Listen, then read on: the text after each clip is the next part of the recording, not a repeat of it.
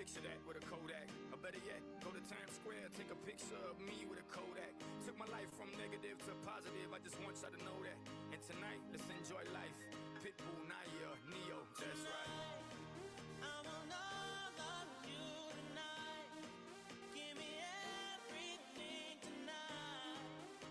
For all we know, we might not get tomorrow. Let's do it tonight. What they say, oh, what kills them pain. Nothing is enough to love. Let's do it tonight. I want you tonight. I want you to stay. Grab somebody sexy, tell them hey.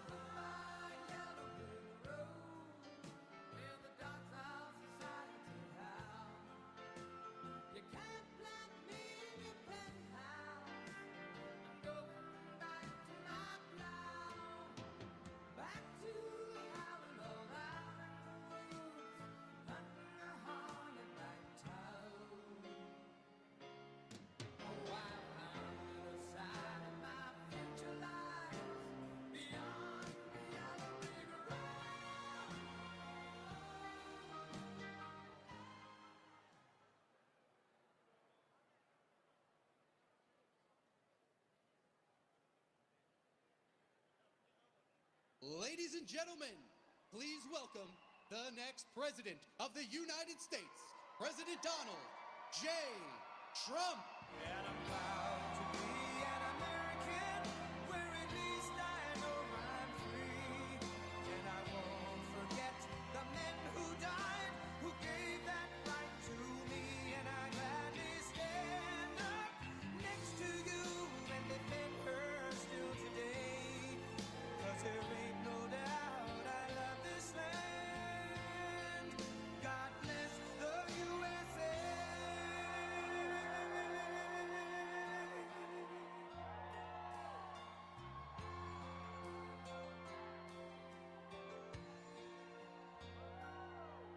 From the lakes of Minnesota to the hills of Tennessee, across the plains of Texas, from sea to shining sea, from Detroit down to Houston and New York to LA, where there's pride in every American heart, and it's time we stand and say that I'm proud to be an American, where at least I know I'm free. And I won't forget the men who died, who gave that right to me. And I gladly stand up next to you and defend her still today. 'Cause there ain't no doubt I love this land. God bless the USA.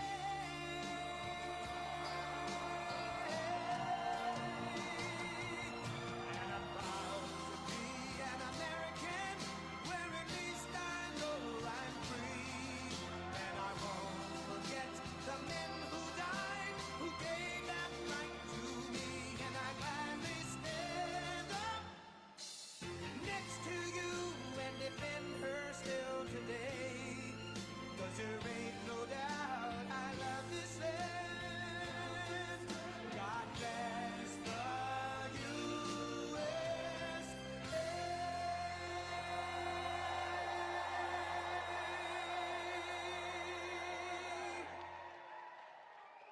Thank you very much. Thank you very much, everybody. And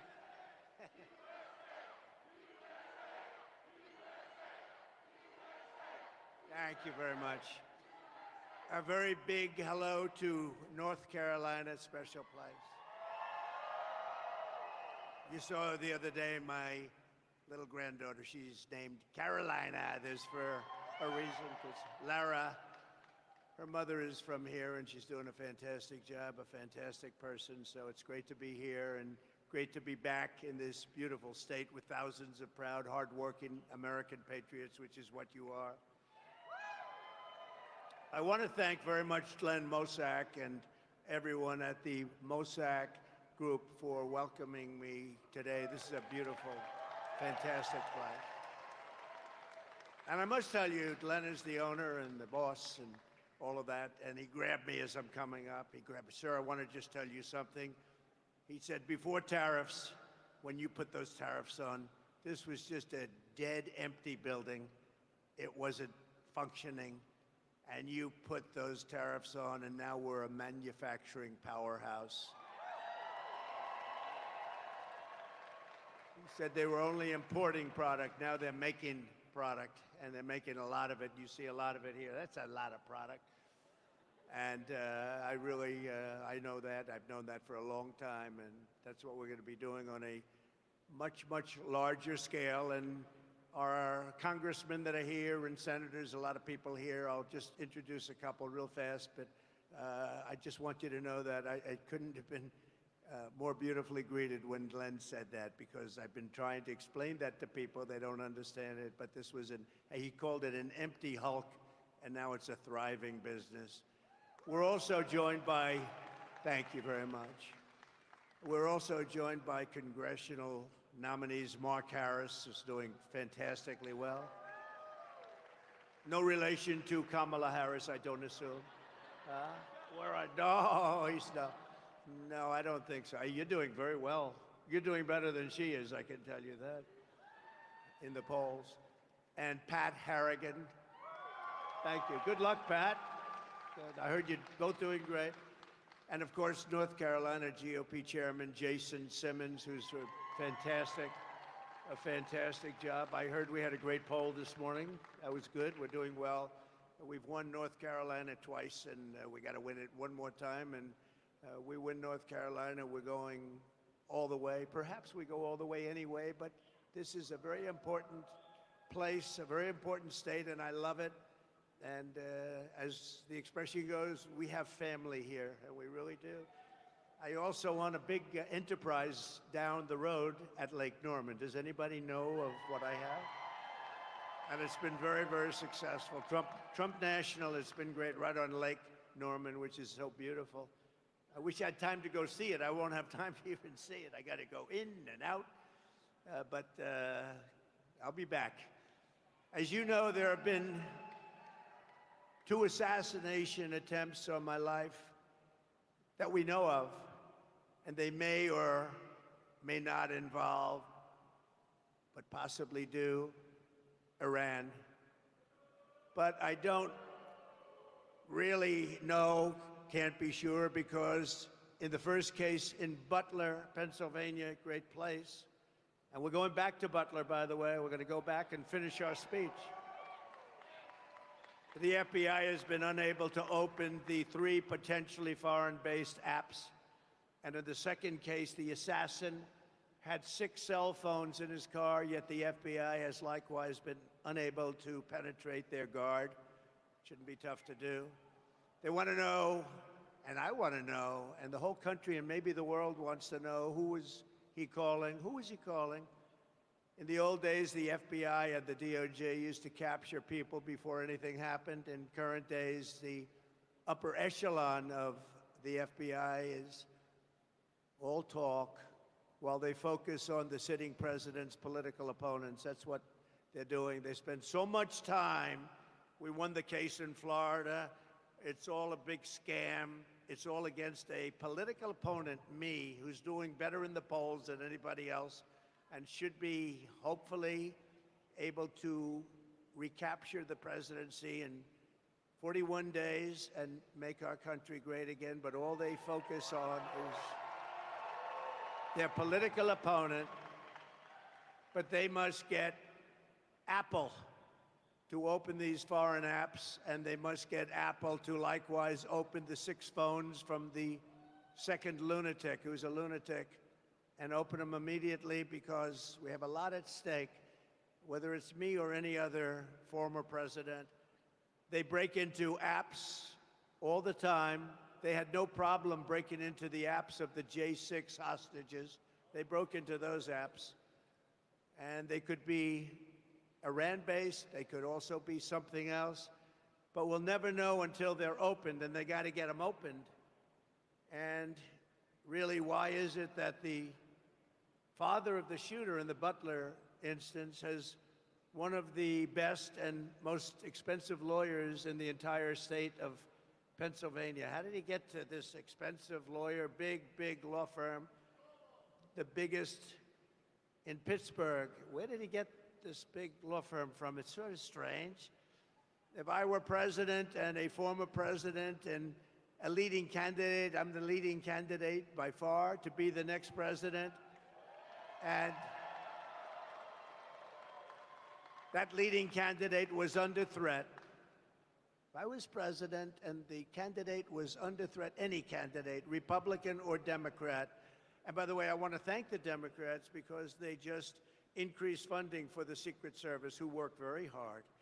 They increased funding for the Secret Service, and nobody will believe this. It was a unanimous vote. Republicans, every single Republican, every single Democrat present voted in favor. That was the first unanimous vote we've seen in a long time, and that's to increase the funding of the Secret Service. So I thank everybody in Congress. But if I were the president, I would inform the threatening country, in this case Iran, that if you do anything to harm this person, we are going to blow your largest cities and the country itself to smithereens. We're going to blow it to smithereens. You can't do that. and there would be no more threats. There would be no more threats. But right now, we don't have that leadership or the necessary people, the necessary leaders. We have two people, not one. We don't even know who our president is right now. Who is our president right now? We really don't know, but we have two people, not one, that only keep looking. And when you do that, when you just look, trouble always ensues. So it's big trouble for our country. Meanwhile, we have the president of Iran in our country this week. We have large security forces guarding him, and yet they're threatening our former president and the leading candidate to become the next president of the United States. Certainly a strange set of circumstances. Around the world, our enemies are desperate to prevent Donald Trump from returning to the White House because they know I will make America great again. They don't want that. 4 years ago, our country was feared and respected, and our country will soon be feared and respected again. We have to have that. And that's why we all need to pull together to thwart these attempts and to bring back American strength, power, and prestige. We will soon have it back. No threat will shake me. No enemy will intimidate me. And I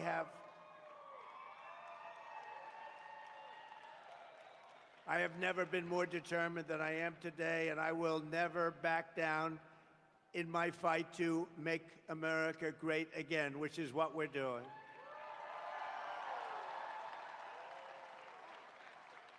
So I want to make that statement because we are under threat. I have been threatened very directly, and I appreciate the agencies that we've been meeting with, but we've been threatened very directly by Iran. And I think you have to let them know, because the best way to do it is through the office of the president, that you do any attacks on former presidents or candidates for president, your country gets blown to smithereens, as we say. 41 days from now, we are going to win the state of North Carolina. We are going to defeat Comrade Kamala Harris, and we are going to take back our country. We're going to take it back. Yesterday, I was in Georgia, a great place, to outline my plan for an American manufacturing renaissance. That's what we're doing. We got tremendous reviews on that speech. Now today, Kamala Harris is supposedly announcing her so-called plans to support manufacturing and wealth creation. Why didn't she do it 3.5 years ago? They've done nothing. Why didn't she do everything 3.5 years ago? She's been there for almost 4 years, and she didn't do it. She didn't create wealth. She destroyed 22% of the value of every dollar in your pocket and jeopardized us in front of the remaining portions of the marketplace. And the world's reserve currency is under siege right now. A lot of people think we won't have the reserve currency. If we lose that, that's like the equivalent of losing a war. We will have it. If I'm elected president, we will have the world's reserve currency in better shape and order, and every country will follow it. And if they don't, we will put tariffs on that country, and we won't trade with that country. And they will then call us and say, we would love to have you continue to be the world's reserve currency, sir. So easy. It's so easy, but you need the right messenger. You need the right messenger. She didn't support domestic manufacturing. She killed 24,000 U.S. manufacturing jobs. In the last month alone, we lost 24,000 jobs. You know, there is a reason for the interest rate cut from the Fed. Big part of that reason is that our economy is doing really, really badly. Kamala goes to work every day in the White House. Families are suffering now. So if she has a plan, she should stop grandstanding and do it. Just do it. You have a few months left. Do it. Do it. You have plans for the border? Do it now. You know, you don't need anything at the border. All you need is the President of the United States to say, the border is closed. I didn't have anything. I had only a good thought process.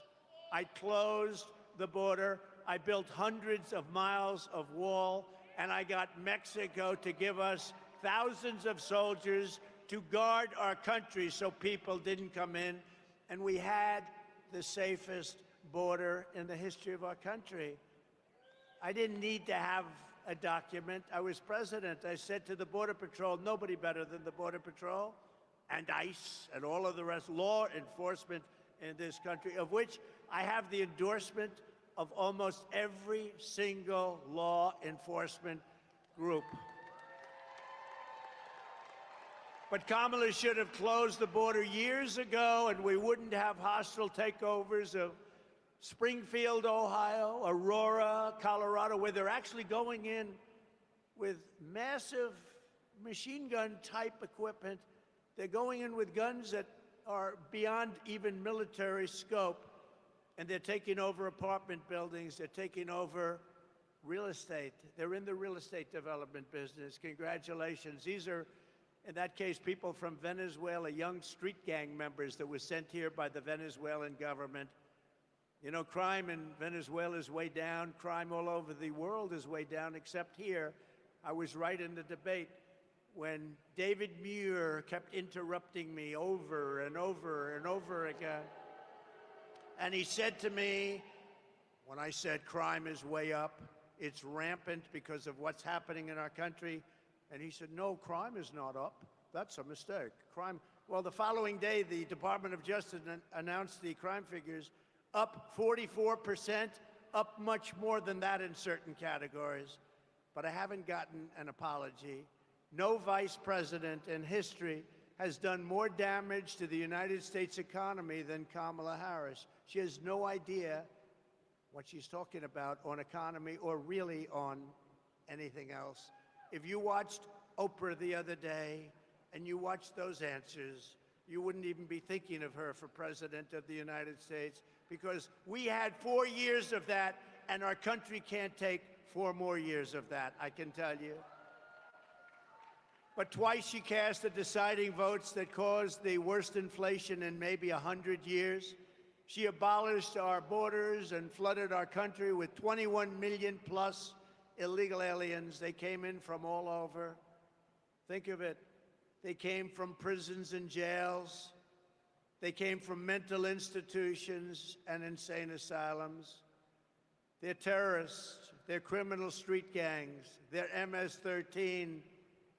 We took millions of people like this into our country, and we're going to get them out, and we're going to get them out fast, I can tell you.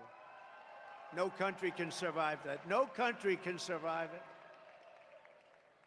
But ask yourself, is anything less expensive than it was 4 years ago? Where are the missing 818,000 jobs? Remember, they said 808, they were fake jobs. And they thought they'd be caught, but they thought it was going to be after the election, not before the election. They had a leaker. Thank you, Mr. Leaker. They had a, because nobody's ever had that kind of a mistake before in this country. 800, almost 1 million jobs, a mistake. But she got caught. So I just, sometimes these whistleblowers and leakers are okay with me. Kamala Harris is a one-woman economic wrecking ball. And this November, the people of North Carolina are going to tell her we've had enough. We can't take it anymore. Kamala Harris, you're fired. Get out. You're fired. You did a lousy job as vice president. Look, Joe is the worst president in the history of our country. Jimmy Carter is the happiest man because the Carter administration, by comparison, was totally brilliant. And Kamala is considered, and if you go back 7 weeks, was considered the worst vice president in the history of our country. Now she wants to be president. We can't let it happen. And she's a Marxist. We're not ready for a Marxist president, and we never will be. North Carolina was once the beating heart of American manufacturing. I know it very well. I was here many times to buy furniture for buildings. I'd come and I'd look, and there was nobody like the Craftsman of North Carolina. It was filled with companies like this one and known everywhere for its incredible craftsmanship and skill. I know from personal experience, though, that I was a big buyer. I bought a lot of things here. That there was no place for furniture in particular, like North Carolina. You were the furniture capital of the world, but now so much of that business has been stolen from you, and it's made in China and other places. And by the way, it's not as good. The quality is nowhere near. You made furniture. You bought a chair. It was good for 30 years. You buy some of these chairs that they sell you now, they break after about 2 months. The people are laying on the floor, suing you for giving a bad chair. Then on top of it all, our government keeps them out. Then on top of it all, you get sued because they fell out of a chair at a hotel. Boy, oh boy, you made the best product. You made the best furniture. After the twin betrayals of NAFTA, which I ended, and China's entry into the WTO, World Trade, North Carolina lost over 300,000 manufacturing jobs quickly, including 60% of its furniture manufacturing jobs, and that number was going up until I came along. No one in Washington ever cared until me. In 4 short years, I ended NAFTA, the worst trade deal ever made, and replaced it with the USMCA, considered the best trade deal ever made, kept you in business. And I stood up to China like never before, including by imposing a 22% tariff on all Chinese furniture imports, saving the North Carolina furniture industry, what was left of it, because when I got there, you were in bad shape. But I saved the rest of the industry from total obliteration, just like Glenn said here. This building was an empty hoaxer until you put tariffs on, and now it's thriving. And a lot of people working here. It's a beautiful, beautiful site, beautiful place, great-looking product. Almost overnight, we reduced Chinese furniture imports by 25%. And I just want to say to North Carolina, you're welcome. Get out and vote for Trump. That's all I ask. I don't ask much. Vote for Trump, right? These beautiful women are from North Carolina. They have been following me all over the United States for years. This is number 232, and this isn't a rally. This is just a gathering of business people, just letting them know how well we're doing with all of the things that we're doing and how well we're doing in the polls. We're doing very well. We're leading in North Carolina by nice numbers, I think, but the real story is now being told because you're hearing the story. But these women have followed me all over. Their husbands are great people that put up with them. They are all over. Look how beautiful they are. And they follow me to California. They follow all over the country. And now finally we're in North Carolina, so you don't have to go so far. They live about 20 minutes away. But they are unbelievable patriots, and we appreciate it. There's actually about 50 of them. And I often wonder, you know, they're happily married. They're great, great people. They're happily, happily married. But boy, their husbands, I say, darling, I'm leaving for a couple of days. We're going on. He's going, you're going to watch him again? But we love you and we appreciate it. And above all else, they're patriots. They want to see our country get better. So thank you very much. Thank you very much. So to the workers of this state, when you hear Kamala Harris attack my tariffs today, you wouldn't have anything left in this state if I didn't do what I did. This building would be now shuttered, closed, empty, no jobs, and now it's thriving. We're going to do the same thing on a very large scale for our country.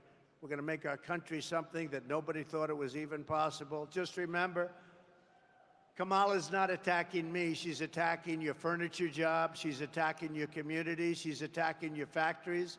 And she's trying to send all of those jobs to China with everything else. And we're not going to let that happen. Joe got all that money for China. You know, China paid him a lot of money.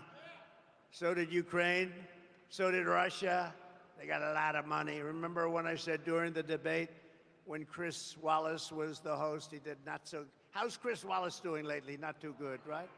He's not doing too good. I said, why did the mayor of Russia's wife pay you $3.5 million cash. How come? And Chris Wallace stopped me. You're not supposed to be asking that question. I said, why not? That's a question. He wouldn't let it be asked. You know, I had 3-on-1 the other day, and I had 2-on-1 then. I always have unequal odds, but we handled it very well. We got great marks on that debate.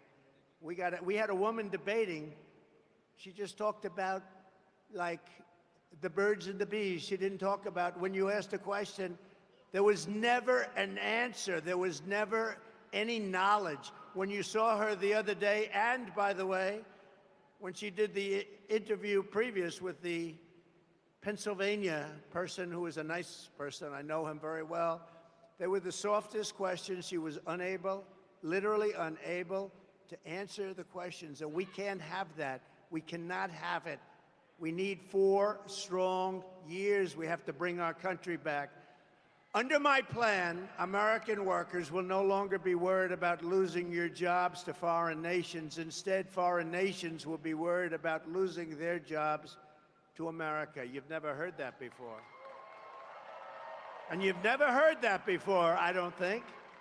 We're going to take their jobs, we're going to take their factories, and we're going to bring trillions and trillions of dollars in wealth back to the USA and back to North Carolina. A lot of those jobs, especially those furniture jobs, they're going to be coming back. It's not overly complicated, and we're going to explain it. And it's what many countries have done to us for years and years and years. And we didn't do it because we didn't have the leadership necessary to understand what was going on. Here is the deal that I will be offering to every major company and manufacturer within our country. I will give you the lowest taxes, the lowest energy costs. I will cut your energy in half. The lowest regulatory burden and free access to the best and biggest market on the planet Earth, but only if you make your product here in America and hire American workers for the job. You know, I had Wall Street geniuses calling me up yesterday. I said this yesterday when I was in Georgia, where we're leading also, by the way. That's nice, by quite a bit. But we were in Georgia and doing well, and they called me up after the speech and they said, what? Who gave you that idea to cut the taxes, but only if you make the product in the USA? Pretty good idea. They said, who gave you that idea? I said, I did. If you don't make your product here, then you will have to pay a tariff when you send your product into the United States, and we will take in hundreds of billions of dollars into our treasury and use that money to benefit American citizens. But really what's going to happen is they're going to end up building their factory here so they don't have to pay the tariff. That's really what's going to happen, most of it. But when they don't, we're going to take in a lot of money.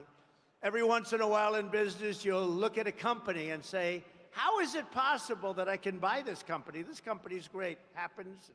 I've had it happen a lot. Actually, I've done a lot of them. But the other side looks and doesn't understand why you're so thrilled. And that's the way I view the incredible potential of the United States. This is a profit-generating machine that's been horribly run by either corrupt or very stupid politicians. And it's been allowed to be dissipated, absolutely dissipated. But it's like a company that you see it, you buy it, you change it, and you make a fortune. And oftentimes the seller of those companies will come back to me and come back to others and say, why the hell didn't I see that? Happens. I've had a lot of jobs like that. You take it and it becomes a tremendous success. And the seller would call me and say, congratulations, I never saw what you saw. You know, they talk about the paperclip. The paperclip is a very simple thing. A lot of people say, gee, why didn't I think of that? The United States of America is going to be, by far, the most successful country anywhere in the world, and that's what we're going to do. We're going to do things that nobody will believe, and it's so simple, and it's going to happen fast. We're going to do great things for the citizens of our country. We're going to make an absolute fortune for the American people. I think it's okay to say that. It's about time, because we've been given and giving away our country to foreign countries for so long. They've been ripping us off for so long. And now it's going to be the exact opposite. And we're not going to rip them off. We're just going to take back what was ours and then some. The centerpiece of my plan for a manufacturing renaissance will be a 15% made in America tax rate. You have to make it in America. So the tax rate is going down to 15% if your product is made in America, like this product is made in America. So I brought the business tax rate from 39% to 21%, the biggest decrease, biggest cut in taxes in the history of our country. And people said that that was impossible to get done, but I got it done, and I got it actually passed in Congress, so it cannot be changed easily, even though they want to change it and raise it way back up and lose all your jobs. If she gets in, they're going to want to make it 38, 40, maybe even 50%. I got it done. I got it approved in Congress. And we did more business and created more jobs during that period than at any time in our country's history. Now I'm taking it a step further. We're going to bring the 21% rate, which everyone said we could never get, down to 15%, but only if you manufacture your product here in the USA, just like you did when you were the furniture capital of the world. That's why those furniture companies, and you still have your craftsmen here, unfortunately, they're doing other jobs that they don't want to be doing. They love making furniture. I know the furniture guys. They don't want to be doing other jobs. They want to be making furniture. They're artists. Those people are going to be coming back into the furniture business. Then, next, I'm imposing tariffs on your competition from foreign countries, all these foreign countries that have ripped us off, which stole all of your businesses and all of your jobs years ago and took your businesses out, so that now they won't be able to compete with North Carolina or businesses in any other state in our once great country, soon to be greater than ever before country. All of your furniture makers are going to come back and come back bigger and stronger and better than ever before. They're mostly gone.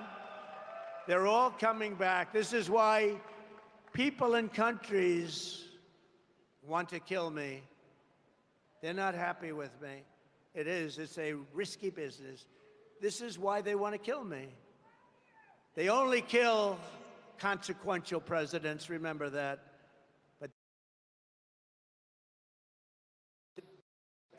you're not happy with what I'm saying. When they used to say they like Barack Hussein Obama, of course they do, because he did nothing to help us. When they like Biden, who doesn't know he's alive, of course they like him, because he does nothing to bring your businesses back. He lets the world rob our country, the robber barons. He lets them rob and steal from our country, and most importantly, he lets them take our jobs. U.S.-based manufacturers will also be able to write off 100% of the cost of heavy machinery and other equipment in the fiscal year. So you got the greatest thing in the world. You're going to have protection from them coming in, because we're going to put on from 50 to 200% tariffs. You're going to be protected. Your companies are going to come in. They're going to pay a low tax rate and a really low tax rate if they make their product in America, which is what we want to do, because we're creating jobs like no other country would be able to create jobs. By contrast, listen to the deal that Kamala Harris is offering to companies to keep jobs in America. First, the tax queen, they call it the tax queen because she's a big tax raiser, is demanding a 33% tax hike on all domestic production. That means those companies are leaving. That's all it means. You know, these are companies that are smart, and they owe it to their shareholders or their families or whoever owns the company. they'll leave. They have to leave. So she wants to increase their taxes. They're already leaving, and she wants to increase. That means they're gone. Do we agree, North Carolina? The ladies of North Carolina agree. That's not a tough one, though. You've had tougher questions than that. No, she wants to raise the taxes on businesses so now they can all leave. Next, she wants the largest capital gains tax in the history of our country. And then she is promising a brand new wealth confiscation tax or unrealized capital gains tax. In other words, unrealized. You know what that means? That means, a lot of people are rich, but they don't have cash because they're spending it in their business and other things. That means they're going to have to sell their business in order to get cash because she's taxing you and you haven't done anything. The only one going to make a lot of money are going to be the appraisers, the accountants, and the lawyers. That will drive our country into a depression like in 1929.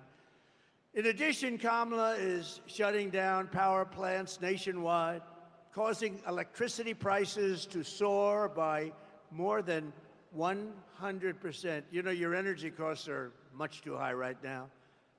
And she's going to be lifting them by at least 100%. And she'll close down all fracking and all fossil fuel development. She's been saying it for years. So she had 15 different policies that she's changed. And over the years, I've been, into politics, but mostly on the other side, like writing checks for politicians. Campaign contributions, extremely legal. But I've been on the other side, campaign contributions. And I've seen on occasion a politician make one change in policy, maybe two. She's made 15. She wants to confiscate your guns. She wants to do this. She wants to that. She wants, absolutely, there will be no fracking. She said it all over the place. You got to see 2018, 2019, there will be no fracking in this. Now she's saying, oh, fracking would be fine. She was in charge of the defund the police movement. She's a radical left person. Her father is a Marxist professor. He teaches what his daughter is now trying to teach you. No, we don't want Marxists to be running our country because it's a short way to, we passed socialism. We never had socialism. I always said, we will not ever be a socialist country. And I was right, because they skipped socialism. They went down to communism. I was right. Got to keep myself right.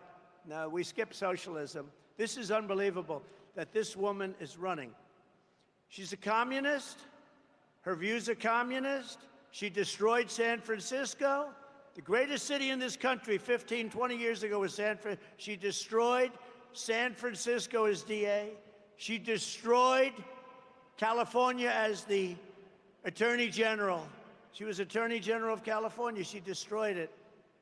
Most beautiful place on earth. Best weather, beautiful ocean, and everything. And now you look at it, look at what it's done. And Newsom, Gavin Newsom, has done a terrible job. He's a terrible governor.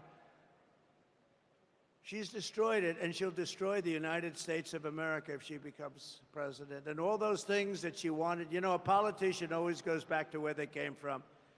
Defund the police. Think of it. She headed up defund the police for years. She was one of the originators of defund the police. Anybody that wants to defund the police and is a party to that even for one day has no right to be the President of the United States. Right? Under my plan, we will cut energy and electricity prices in half, not only for businesses, but for our great young ladies from North Carolina. Your prices, they're pretty rich people, I think. I don't think it's going to matter to them, but it's going to matter to a lot. Will cutting the energy prices mean anything to you ladies? Still good, right? It's money. But we're going to cut it in half, not only for your businesses, but for everybody. Within 12 months, we will double our electricity capacity to compete with China and other countries on artificial intelligence. People don't know the AI, artificial intelligence, is a big thing. Everybody wants it. China's already building massive electric plants. To be able to compete, you need more than double the electricity that you already have in this country, or you can't compete. It is an electricity-eating monster. And we're going to be able to do that, and we'll be more than able to compete. We're going to be able to get it done, but not if somebody else is president. It'll be a disaster. To slash burdens on workers and businesses, we will cut 10 old regulations for every one new regulation. So I cut more regulations during my 4-year term than any other president in history during any term. And we're going to keep it going. Some of them have been put back by Biden and Harris. And to the auto workers of our country, we love you. I am pinpointing you for greatness. China is right now building major auto plants in Mexico. They didn't start them with me. They knew that it wasn't going to work with me. As soon as I left, they started building. And they think they're going to sell their cars into the United States and destroy Michigan, South Carolina, North Carolina, Georgia, a lot of other places where they make autos or auto parts. And it's not going to happen. We will put a 100% tariff on every single car that they want to come across our border, and tell them only that they'll get rid of the tariff under one circumstance: if you build your plant, not in Mexico, but into the United States, and use our people as your workers.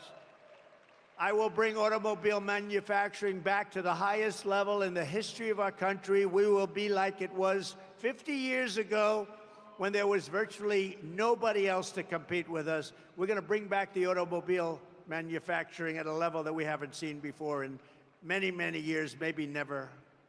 Vote Trump, and you will see a mass exodus of manufacturing from China to Pennsylvania. You haven't heard that too much. From Germany to Georgia, from South Korea to North Carolina, you're going to see a tremendous exodus the other way. You haven't seen that. We were getting ready to do it, and then a lot of bad things happened. We did much better, by the way, in the election of 2020 than we did in 2016. Just remember that. Millions and millions of votes more. More votes than any sitting president in the history of our country. But they beat us by a whisker. They beat us just by a little whisker. He beat us from the basement. As we save our economy, we will also seal the border and stop the migrant invasion into our country. It's the greatest invasion that we've ever had into our country. What they've done to our country is incredible, and what they're doing to our country.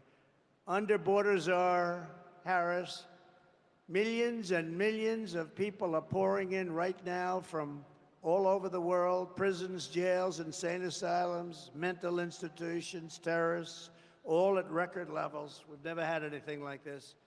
And you know, I feel so sorry for the towns and the cities where they are. They're causing havoc, and the mayors always want to be politically correct. One particular, I don't want to embarrass him, but one particular mayor is saying, we're looking for translators because the people speak no English. So they're looking, you shouldn't be looking for translators. You should be looking for people to take them out of our country and bring them back from where they came, because your town and city is being destroyed. The 21 million illegals she let in are now creating havoc throughout the country. Aurora, Colorado, and Springfield, Ohio are just two examples. What they're going through in those places, it's unbelievable. I mean, they're literally taking over those towns. They're taking over hundreds, those are 2 years, hundreds of towns and cities throughout our country, including the big ones. Look at New York. All of the people, what's happened to the quality of life. The quality of life is a whole different deal. Chicago, take a look at what's happening in Chicago. Look at LA. Look at what's happening in Los Angeles. They're taking over your cities, your big ones, your small ones, your towns. It's not sustainable by anybody. Yet after almost 4 years, Border Czar Kamala Harris has reportedly decided that for political reasons, that it's finally time for her to visit the southern border. So think of it. She was the border czar for almost 4 years. She's never been there. She went to one little area, but I'd like to go there too with our great First Lady and have a nice lunch. This was not the border that she should be looking at. I can tell you the real border because I've been there many times. She finally went after almost 4 years. And the reason is because her polls are crashing. She's not doing well because I don't believe the people of this country are stupid. I think they're very smart. And you're not going to let her ruin this country like she did San Francisco or Los Angeles. She ruined the entire state of California. She's trying to con the public, but remember, she is the one who terminated Remain in Mexico. I had a policy. It was not easy to get with the president of Mexico, who I got along with great, but he is a smart man, and he took advantage of our country. I said, we have to have Remain in Mexico. He looked at me like I was crazy. I said, no, I'm not. I want Remain in Mexico until we find out if these people are qualified to come in. And they stayed in Tijuana. They stayed all over Mexico, hundreds of thousands of people. And we took them in very, very slowly. I don't know if they can put up my world's favorite chart. I don't know. We're in a factory right now. We don't have billboards, I don't think. But the greatest chart, I love that chart because that chart saved my life. It was a chart on immigration. There was a chart on immigration, blue, gold, and red. I love it very much. If I didn't have that chart, I probably wouldn't be speaking to you right now. But it shows basically that we had the best and lowest immigration numbers, and that included drugs and human trafficking, a lot of other things that we've ever had in the history of our country. So Remain in Mexico. They canceled our asylum agreements with Central American nations, ended Title 42, a very important program, implemented nationwide catch and release. I had catch and release, but I catch and release in Mexico. We catch and release into the United States, never to see these people again until they murder somebody, and then we see them. And we allowed them, through absolute stupidity, to destroy the very fabric of our nation. Millions of people were allowed to come in totally unvetted, totally unchecked, from places unknown. I was with Tom Homan recently. He told me that the last check was they came in from 168 different countries. Most people don't even know there are that many countries. Actually, there are quite a bit more than that. 168 countries were represented with illegal aliens coming in. From the Congo in Africa, they come in a lot from the Congo. From jails in the Congo, they opened their jails. From South America, Venezuela, all of the countries. They're letting them out of their prisons and jails. They're letting them out. Their jail population's way down. Their mental institution population. But this is all over the world. They come from the Middle East. They come from Asia. They come from parts of Europe. They come into our country. Many of them are major, major criminals, murderers. When Kamala speaks about the border, her credibility is less than zero. I hope you're going to remember that on Friday when she tells you about the border. Ask her just one simple question. Why didn't you do it 4 years ago? Why didn't you do it 4 years ago? They've got very little time left, thank God. Very little time left. Why? That's all you have to do. I give this to the fake news media because they don't cover it properly. They don't even talk about the border. Say, why didn't you do it 4 years ago when you first came in? Why are you waiting 3.5, almost 4 years? Kamala's migrant invasion has particularly devastated the black community and the Hispanic community, including all of the people, the jobs, what they've done. The jobs are going to illegal migrants that came into our country illegally. Our black population all over the country, our Hispanic population are losing their jobs. They're citizens of America. They're losing their jobs. Most of the jobs that were created in our country, and all of the jobs, almost all, were bounce back. They came from me. Bounce back. Every pandemic has a big bounce back at the end of a pandemic, and we had a very quick bounce back, and we did a great job on the pandemic. Never got the credit I got for the military. We rebuilt it. We beat ISIS very quickly, very rapidly. They said it was going to take 5 years to beat ISIS. ISIS was defeated in 4 weeks. Our military is great. And outside of some of the people on the top, I know every one of them, outside of those people, our military is not woke. You could put some of these people into a room and scream at them for 2 years, and they'd walk out of that room, they wouldn't be woke. We have a great military, and they proved that with the defeat of ISIS.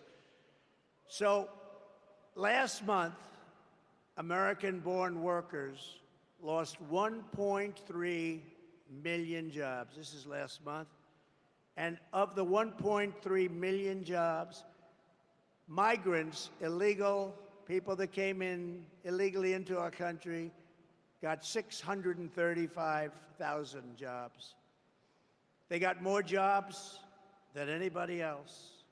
The black population and the Hispanic population is being devastated by Biden and Kamala Harris, by these millions of people that are coming into our country. And unions will be next. You watch. The unions are going to be devastated by this. And I've been right about everything. You know, they have a hat. Trump was right about everything. I actually was right about everything, right? In the Republican Party, which has become the party of common sense, we believe that American jobs should go to American citizens, not illegal aliens. We believe that strongly.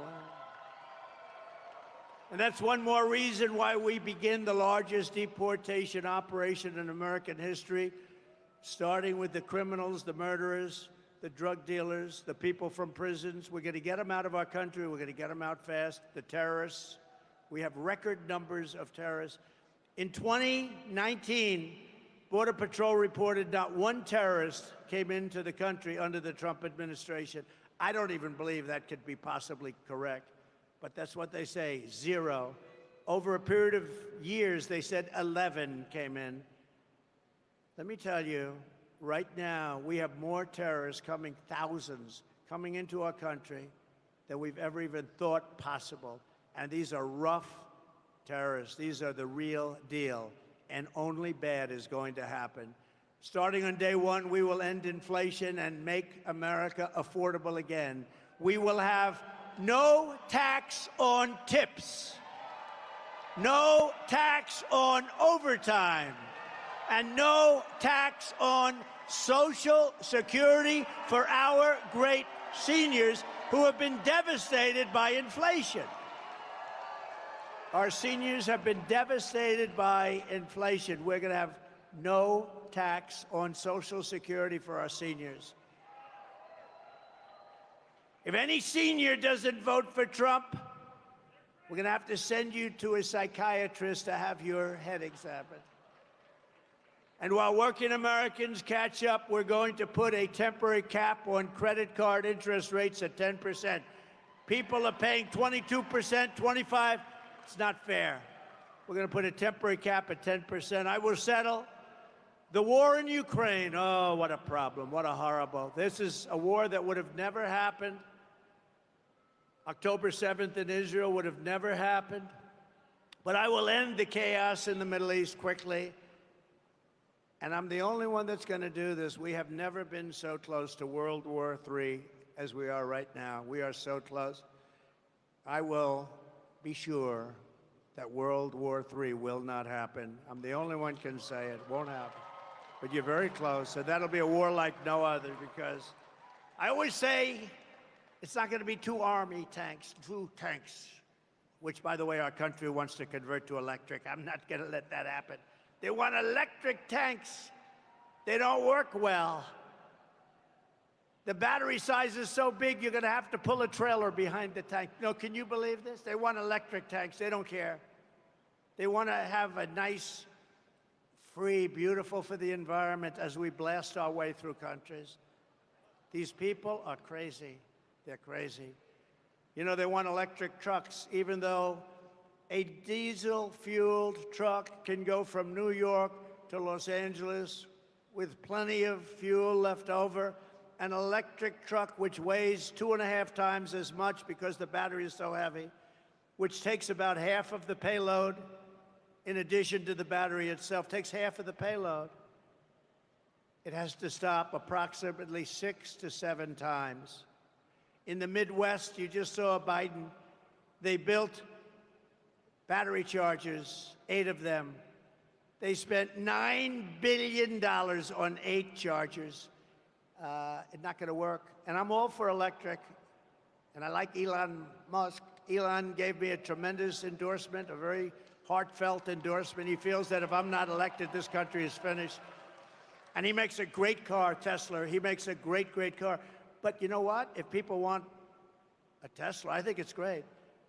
But they also want to have gasoline-powered cars, which is an advantage for our country because we have more gasoline than any place else. We have more liquid gold under our feet than any place else. If they want a hybrid, and nobody understands that better than Elon Musk, and he makes a great product, but not everybody wants that. They want to have choice. These people want you to go all electric within a very short period of time. Will never work. It'll never be accepted, and it's not being accepted. I will terminate that mandate on day one. Look at the war in Ukraine, and I think it's something we have to have a quick discussion about because the president of Ukraine is in our country, and he's making little nasty aspersions toward your favorite president, me. But take a look at the war happening right now in Ukraine. It would have never happened if I were president to start off with. And there didn't even have to be a settlement. It wouldn't have happened, period. Russia wouldn't have gone in. I spoke to Putin about it a lot. I got along very well with Putin. I spoke to him a lot. You know, I was the one that ended the pipeline, Nord Stream 2, in Europe going to Germany. And he said that was a bad thing. That was the biggest job. Then they say how nice I was to Russia. No, I wasn't nice, but we got along. We had a good relationship, which is a good thing, not a bad thing. But what's happening in Ukraine is a very serious matter. Let's say we did settle, and a deal would have been made with Russia years ago, 3 years ago, before it all began. And we could have made a deal easily. Could have made it easily. If we had a president who was intelligent, we could have made a deal easily. But what do you have left now, right? 3 years of horrible fighting. The country is absolutely obliterated. Millions and millions of people, including all of these great soldiers, they're dead. Those gorgeous buildings with golden towers are demolished and laying broken on their side. And you'll never see that kind of a town or city again. Can never be duplicated. They're all demolished other than Kiev. You'll never be able to rebuild the cities or towns the way they are. Impossible to do. They were thousands of years old. And just think about it. Just 3 years ago, you had a beautiful civilization. Millions of people that were living that are now not with us any longer. Magnificent towns and cities that were so beautiful could never be reconstructed, other than Kiev, which is actually starting to be hit right now. He wanted to save that. Most of the country is gone. The heritage is gone.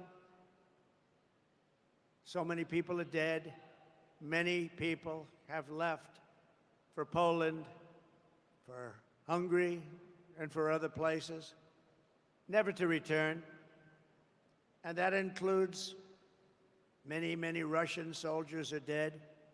A deal could have been made. There wouldn't have been one person that died, and there wouldn't have been one golden tower laying shattered on its side. A deal could have been made if we had a competent president instead of a president that egged it all on. And Biden and Kamala allowed this to happen by feeding Zelensky money and munitions like no country has ever seen before. Every time he came to our country, he'd walk away with $60 billion. He's probably the greatest salesman on earth. But now, Ukraine is running out of soldiers. They're using young children and old men because their soldiers are dying and other things are happening to them that we won't even discuss. So many are badly injured. And what do you have? What deal can we make? What deal can we make? It's demolished. The people are dead. The country is in rubble. And who are these people that allowed this to happen? Who are these people? I said, don't let it happen. This never happened in my 4 years. I told President Putin, you're not going to do it. He would never have done it. They started to form after I left.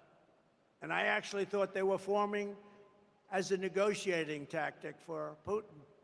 I thought it was a negotiation, but through a lot of bad statements and stupid statements, he went in, and he's no angel.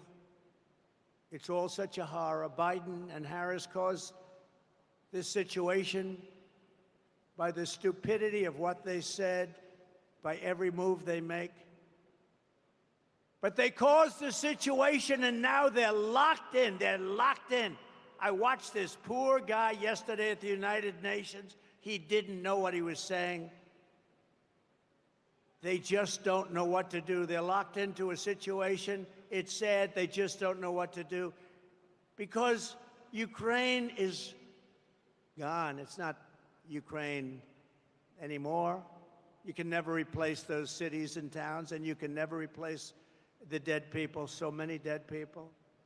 Any deal, even the worst deal, would have been better than what we have right now. If they made a bad deal, it would have been much better. They would have given up a little bit, and everybody would be living, and every building would be built, and every tower would be aging for another 2,000 years.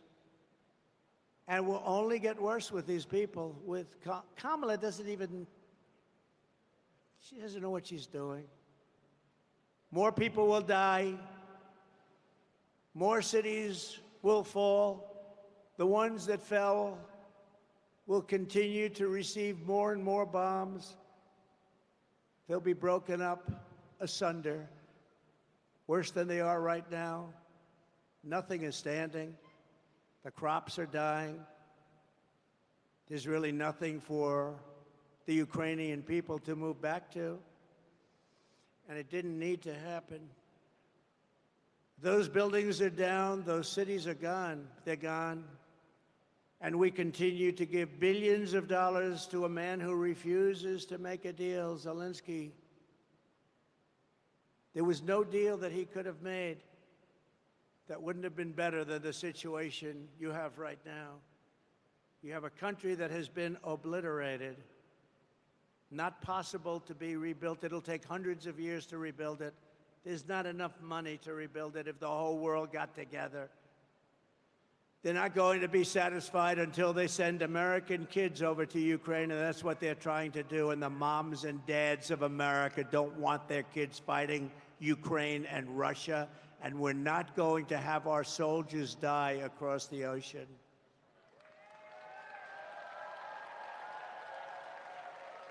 I will restore, as I did for 4 years, the only president in 81 years, they say, no wars. Hillary Clinton said, look at him, look at him. He'll immediately start wars. No. Then she said, look at his rhetoric. He's going to start wars. I said, no, my rhetoric is going to keep us out of wars. And that's what happened. I kept you out of wars. My rhetoric kept you out of wars.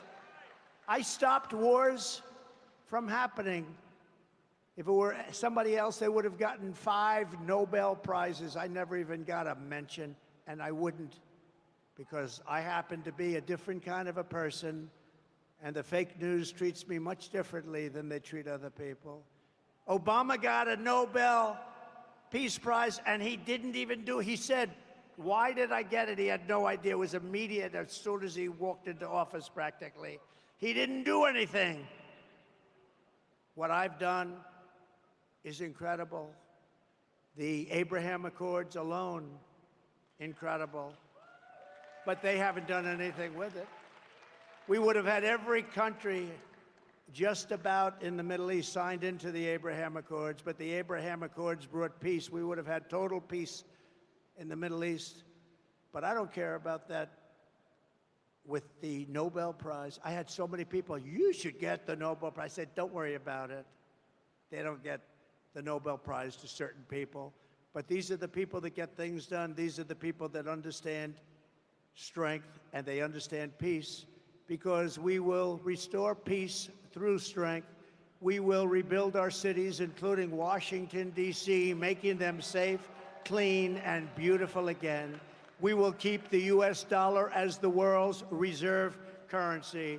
This is how we will end the era of inflation, mayhem, and misery under Kamala and Crooked Joe, and unleash safety, prosperity, and peace for Americans of every race, religion, color, and creed. We're going to do things for our people that haven't been done for a very long time. And we started 4 years ago. We were doing things that nobody ever believed, jobs. And we had the greatest economy in the history of our country 4 years ago, 7 years ago, 6 years ago, and 5 years ago.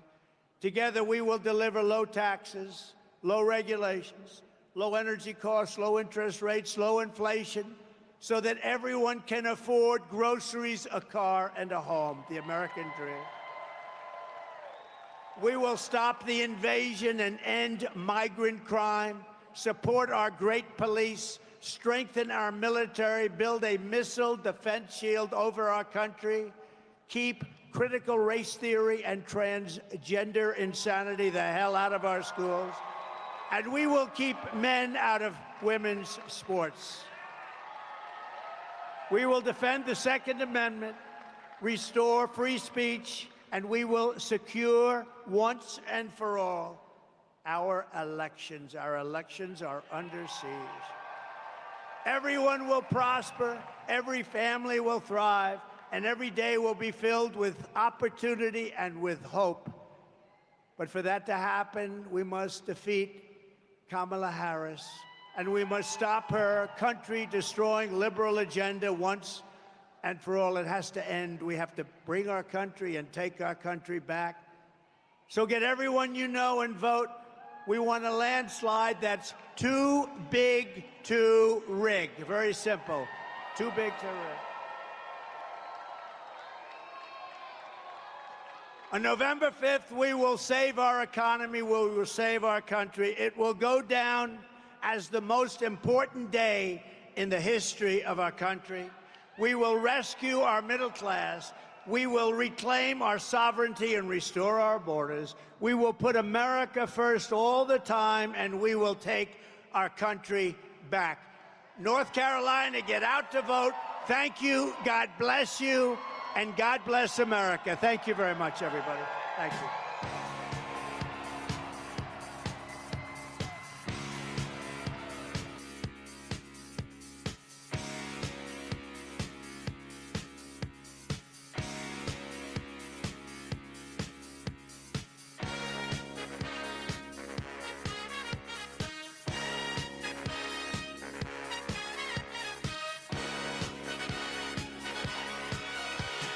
Young man, there's no need to feel down.